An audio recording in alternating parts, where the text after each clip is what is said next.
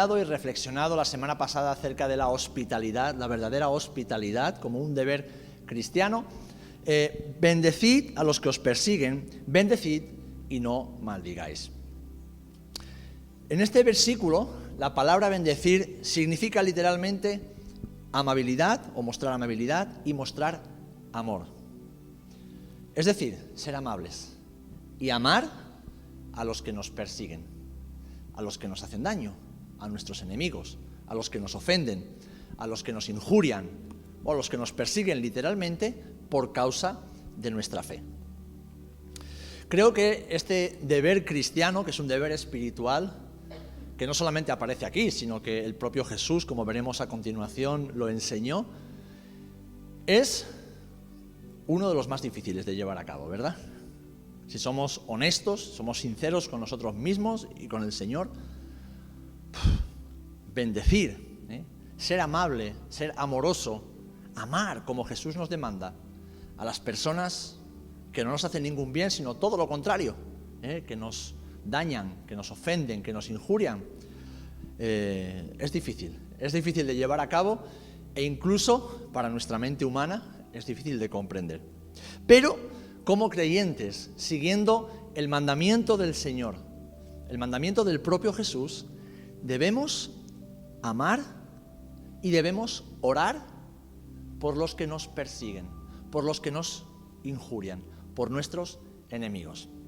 De hecho, leemos en Mateo, capítulo 5, versículo 43 al 45, si lo tenéis por ahí podéis abrirlo conmigo, Mateo 5 del 43 al 45, Mateo, capítulo 5, versículos 43 al 45. Dice así: oísteis que fue dicho, amarás a tu prójimo y aborrecerás a tu enemigo.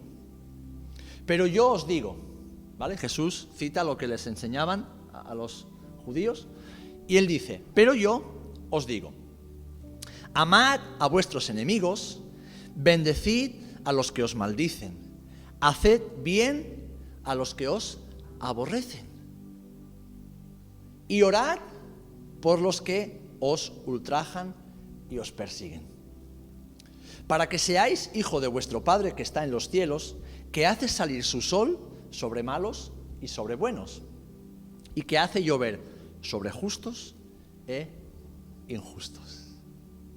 ¡Wow! Qué específico es el Señor, ¿verdad?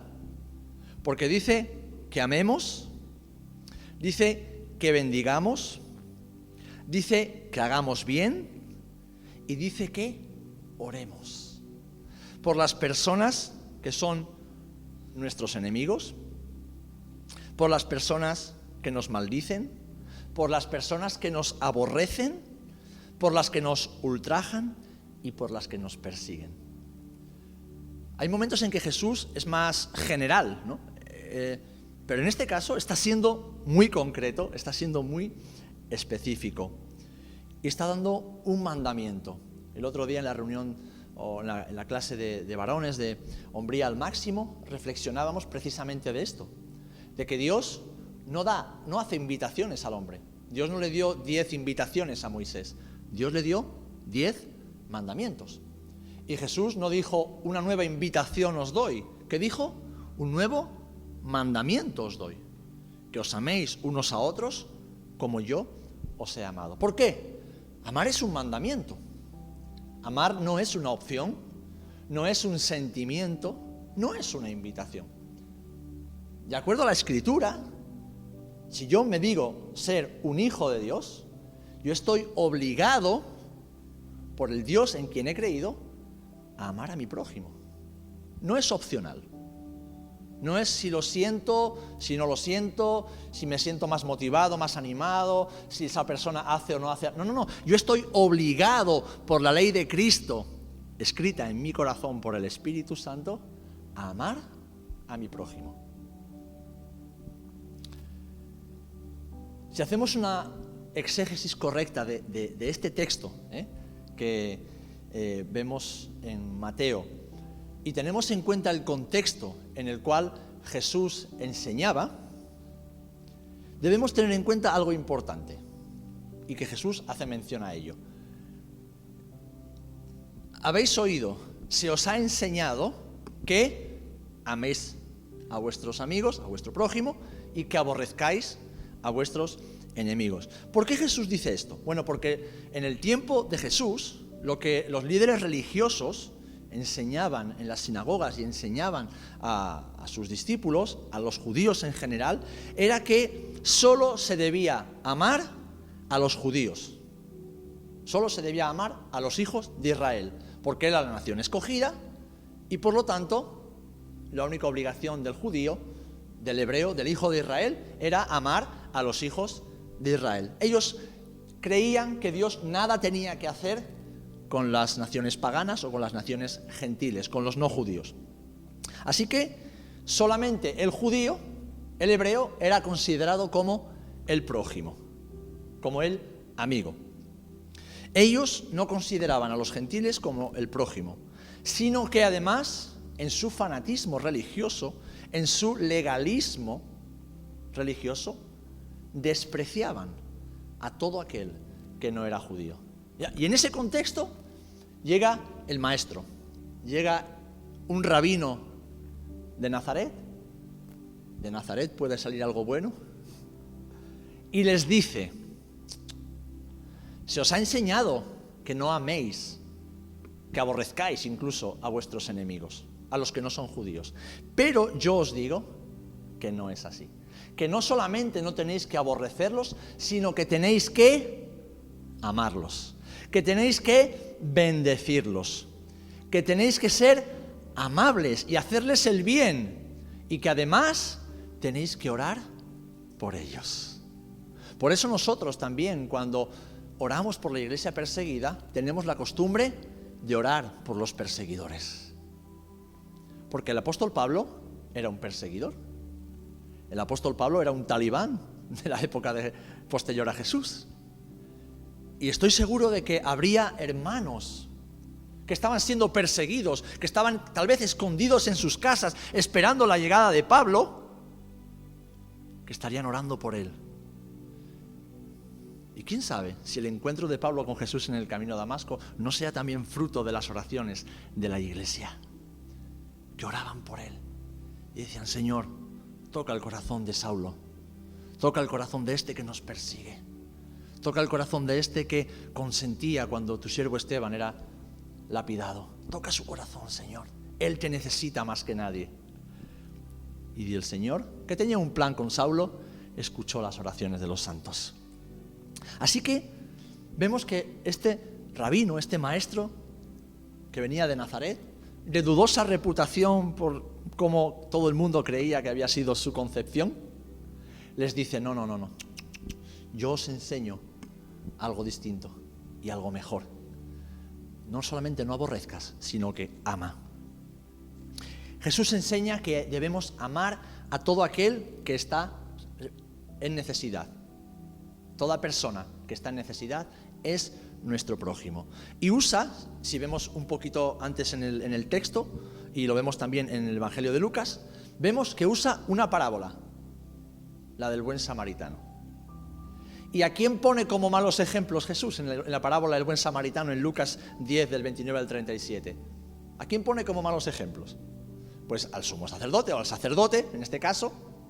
Pone al levita, es decir, a los que sabían de la ley, a los que enseñaban la ley, a los que instruían en la ley, a los que les decían al pueblo lo que tenían que hacer y no tenían que hacer.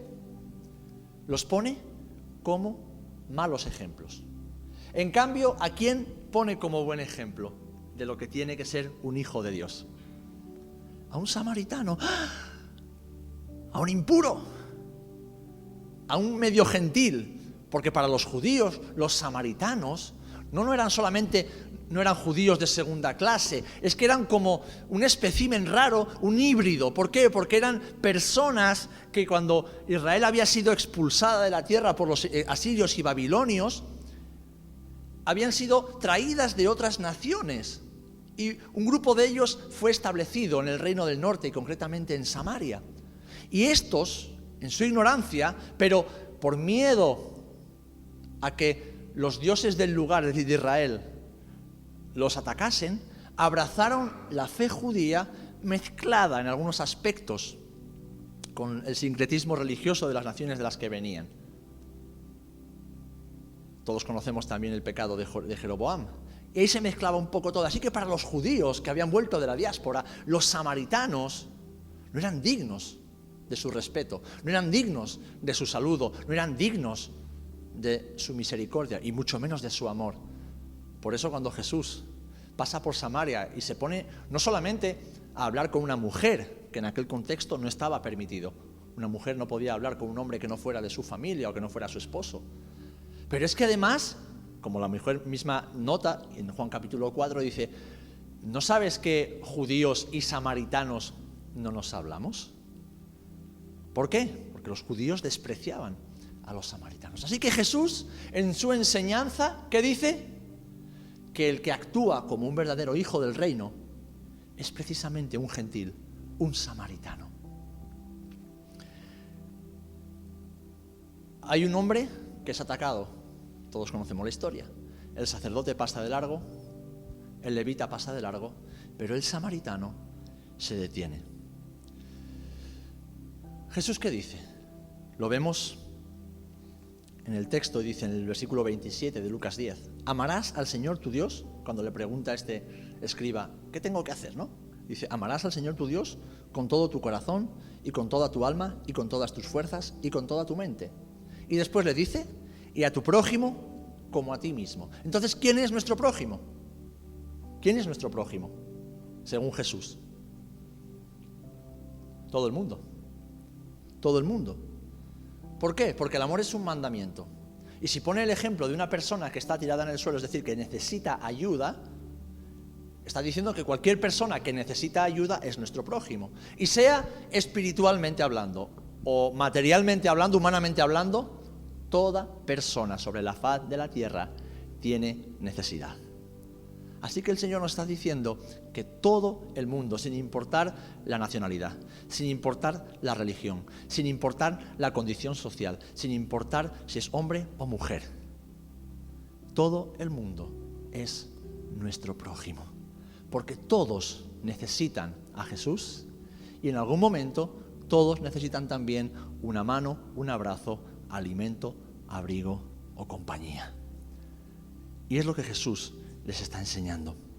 Y como decía antes, amar al prójimo, a todo el mundo, no es una invitación de Jesús, no es una opción, es un mandamiento. Jesús lo dijo, un mandamiento, una orden. ¿Por qué? Porque Dios es Dios y Jesús es Dios. Y Jesús no invita a la gente. El otro día lo hablábamos y lo voy a mencionar rápidamente. Hoy hemos suavizado nuestro lenguaje para que la gente se sienta más atraída hacia la iglesia, hacia lo que creemos y lo que pensamos. Para que la gente no se sienta una generación rebelde y terca como la que tenemos hoy día, no se sienta ofendida. Entonces, ven, prueba a Jesús. Te invitamos a que pruebes a Jesús. La segunda parte sería, y si no te gusta, te devolvemos el dinero. Prueba a Jesús. Y si no le gusta a Jesús, ¿qué hace? ¿Prueba a otro? No.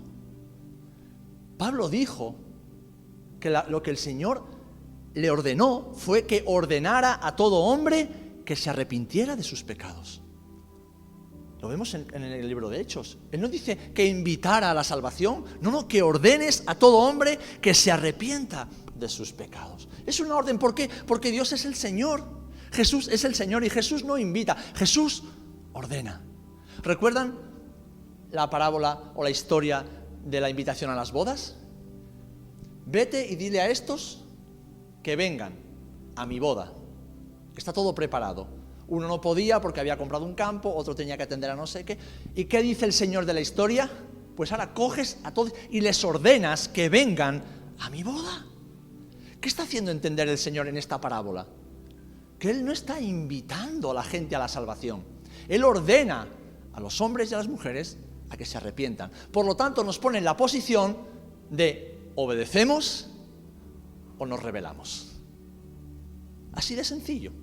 Porque si invitamos, podemos escoger. Y en ambas situaciones, si escojo a Jesús o no escojo a Jesús, estoy bien.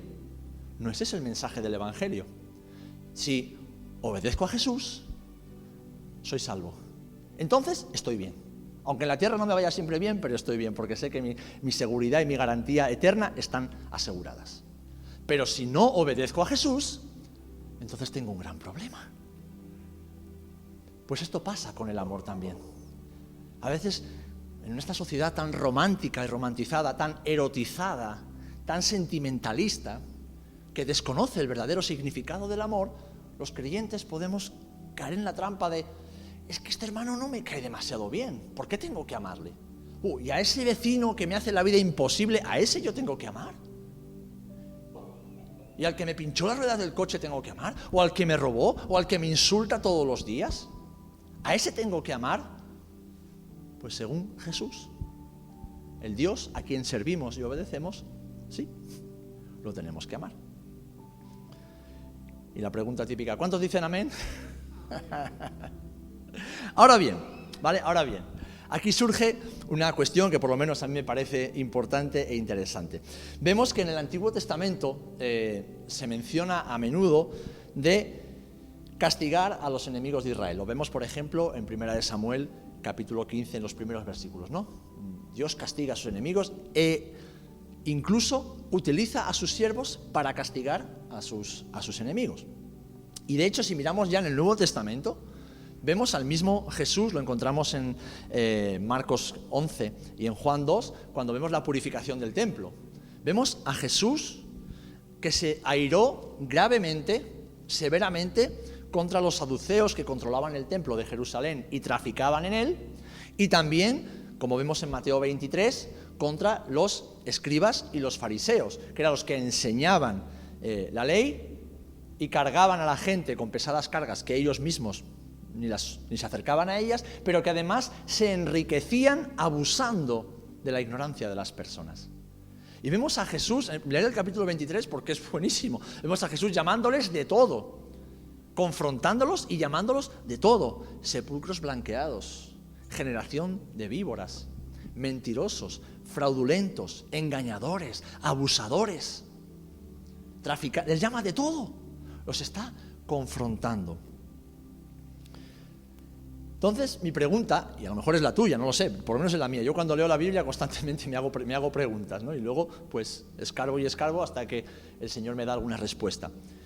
¿Cómo puede Jesús enseñar acerca de que amemos a nuestros enemigos cuando la Biblia, tanto en el Antiguo como en el Nuevo Testamento, habla tanto, y el propio Jesús lo muestra con su vida, de confrontar, de oponernos a los enemigos de Dios? ¿Cómo conjugamos ambas cosas? Bueno, pues yo os voy a compartir una respuesta que la palabra me ha dado y que entiendo que el Señor me ha dado. La comparto con vosotros, la podéis hacer vuestra o podéis tener otras respuestas, pero para mí esta creo que es sencilla y es válida. Y la respuesta es esta: es que debemos amar a nuestros enemigos personales, es decir, esas personas humanamente difíciles de amar, o personas que nos enfrentan o que nos persiguen, personas que nos hacen daño, sea del tipo que sea. Debemos amar a quienes nos ofenden, debemos amar a quienes nos hieren, a quienes nos ultrajan personalmente. Esto es innegociable. Pero, a la vez, como hizo Jesús, debemos confrontar a los enemigos de Dios. Debemos confrontarlos, debemos oponernos a todos aquellos que son enemigos de la cruz. De hecho, fijaros, el Señor a veces utiliza a sus hijos para castigar a los enemigos de la cruz. Y alguien dirá, bueno, eso está en el Antiguo Testamento. Te voy a mostrar un ejemplo, solo uno, aunque hay varios, en el Nuevo Testamento. Dice Hechos capítulo 13, versículos del 6 al 11, que habiendo atravesado toda la isla de hasta Pafos, hallaron a cierto mago, falso profeta judío, llamado Barjesús, que estaba con el procónsul Sergio Paulo, varón prudente. Este, llamando a Bernabé y a Saulo, deseaba oír la palabra de Dios, pero les resistía Elimas, el mago, que así se traduce su nombre, procurando apartar de la fe al procónsul. Estando Saulo, que también es Pablo, lleno del Espíritu Santo, fijando en él los ojos, dijo: oh, lleno de todo engaño y de toda maldad, hijo del diablo, enemigo de toda injusticia, ¿no cesarás de trastornar los caminos rectos del Señor? Ahora pues, he aquí la mano del Señor está contra ti, y serás ciego y no verás el sol por algún tiempo. E inmediatamente cayeron sobre él oscuridad y tinieblas, y andando alrededor buscaba quien le condujese de la mano. Curioso, ¿verdad? Curioso. Aquí no vemos a Pablo enfadado, por lo menos el texto no lo muestra, pero vemos a Pablo con una reacción muy similar a la que Jesús tuvo en el templo. Se airó. ¿Por qué? Porque había un procónsul, un hombre gentil, que dice que era prudente y que deseaba oír la palabra del Señor. ¿Y cuántas veces nosotros no hemos querido predicar el Evangelio y ha venido alguien, una tercera persona, y ha querido entorpecer y torpedear esa ocasión? Pues yo creo que en esos momentos, con amor, claro que sí, pero con la autoridad que Dios nos da, debemos confrontar a los enemigos de la cruz. Siempre con sabiduría y, por supuesto, como dice que era Pablo, llenos del Espíritu Santo. ¿Para qué? Para que cada una de nuestras palabras sean respaldadas por el Espíritu Santo de Dios. A veces lo hacemos en la carne y lo único que creamos es un conflicto y que las personas se alejen, no solo de nosotros, sino incluso de desear escuchar. Porque lo que parecemos ser es unos religiosos legalistas que queremos imponer nuestro criterio o nuestro mensaje. Y no, Jesús nunca impuso nada, Pablo nunca impuso nada. Solo las manos para sanar o para que fueran llenos del Espíritu Santo. Pero sí que confrontó a los enemigos de la cruz. Y el Señor quiere que seamos valientes también. ¿Os acordáis cuando Pedro y Juan estaban ante el concilio? Lo vemos en el libro de Hechos también. No os permitimos que prediquéis ni que hagáis señales en ese nombre. ¿Y qué le dijeron Pedro y Juan? ¿Cómo? Nosotros vamos a obedecer siempre a Dios antes que a los hombres. Es más, les dicen, ¿retenéis justo que obedezcamos a los hombres antes que a Dios? Hay momentos en los que tenemos que resistir y tenemos que confrontar a los enemigos de la cruz. Con la autoridad del Espíritu Santo, con sabiduría, con determinación y con amor. Ahora bien, y siguiendo y terminando con la respuesta, tenemos que amar al prójimo, a todo el mundo, a los enemigos de la cruz, sí, también, aunque los confrontemos, aunque nos opongamos a su obra diabólica y de maldad.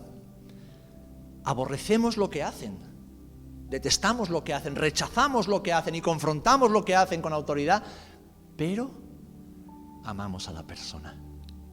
Amamos a la persona. Y yo creo que es aquí donde muchas veces entramos en conflicto, ¿verdad? Entramos en un conflicto. ¿Cómo conjugamos eso? Bueno, confrontamos como hizo Jesús, como hizo el apóstol Pablo, como hicieron los siervos del Señor, pero amamos a la persona. Amamos al pecador, porque Dios quiere que tengan un encuentro con Él. Amén. Esa persona, como lo era Saulo, era un perseguidor. Son perseguidores de la cruz y necesitan encontrarse con Jesús en su camino. Necesitan tener un encuentro con el Dios vivo.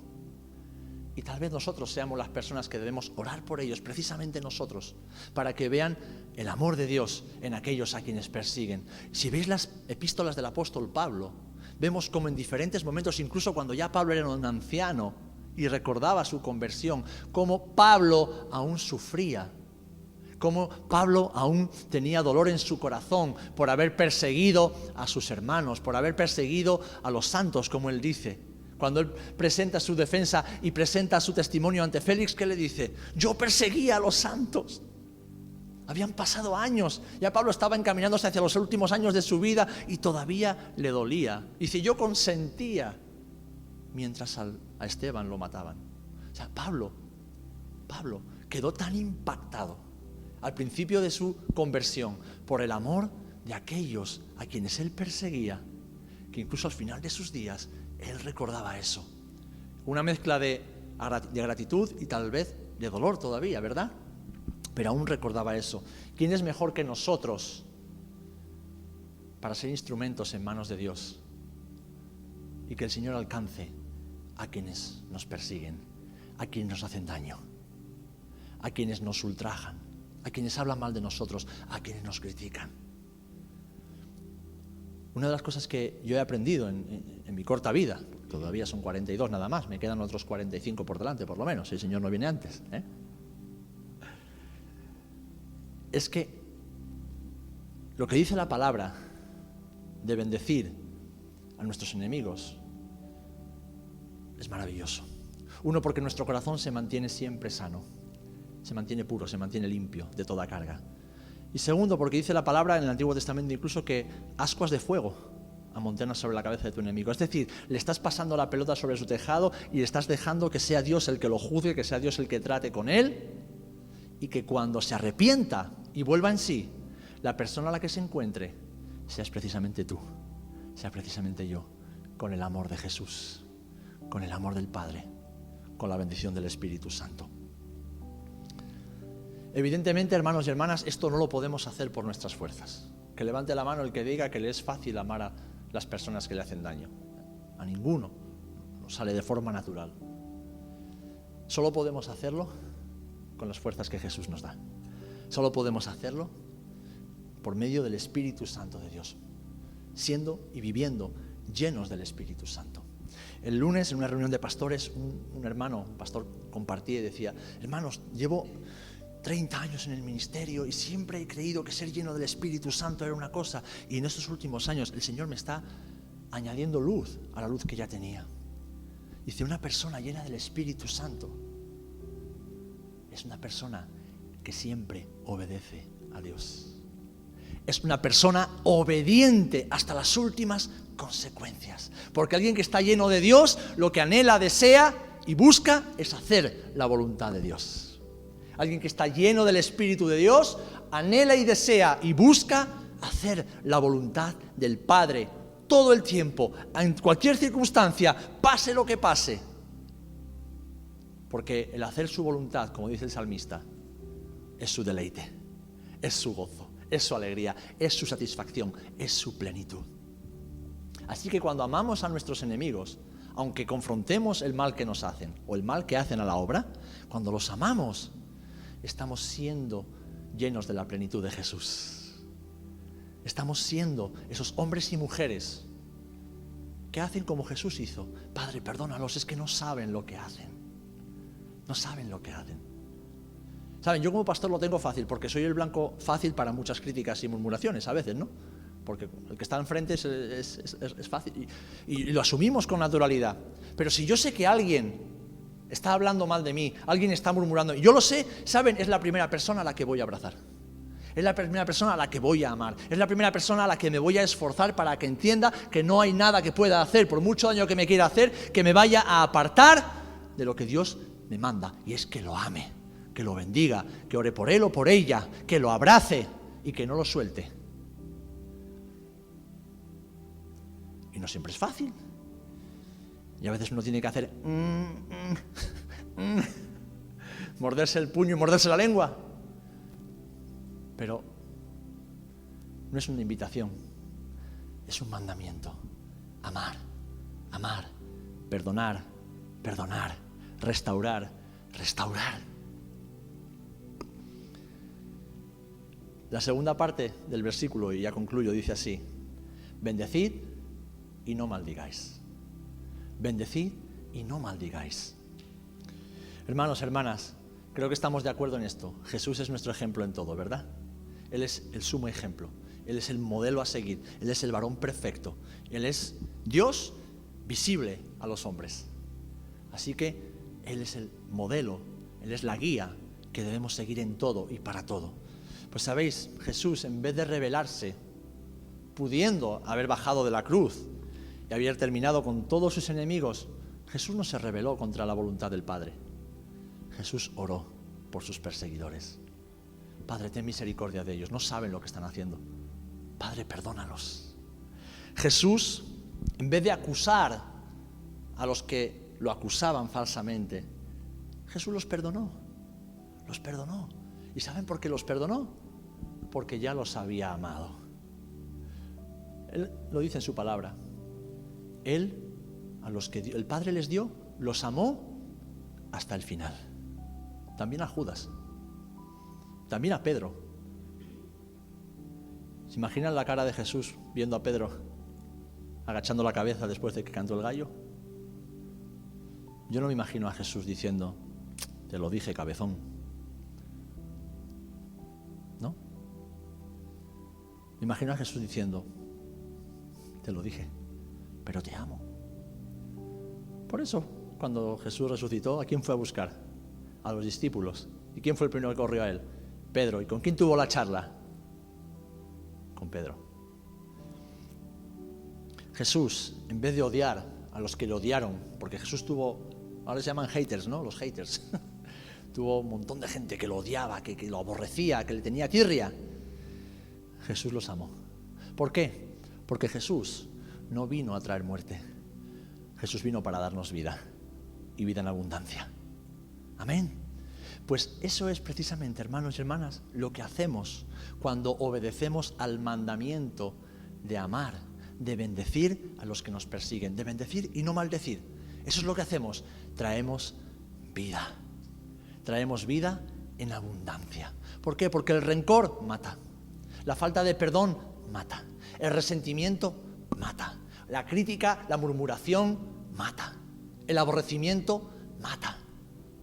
Todo eso mata, destruye. Pero en cambio el amor de Dios en nuestras vidas y a través de nuestras vidas produce vida.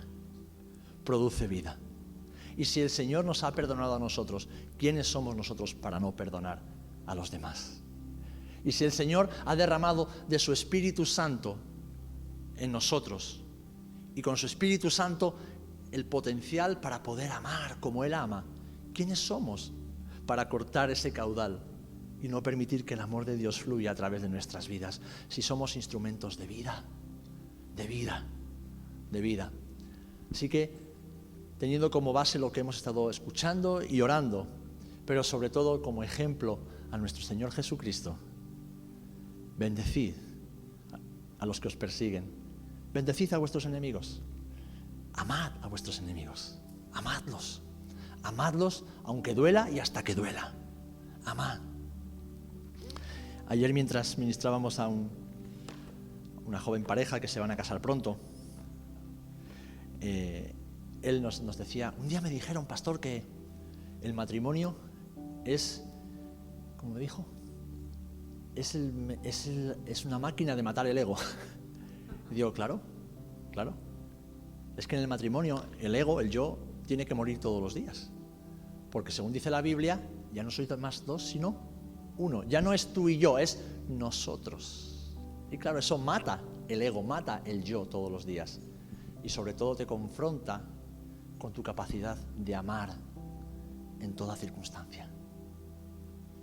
Hermanos, quien mata el ego permite a Jesús crecer cada día más en uno mismo.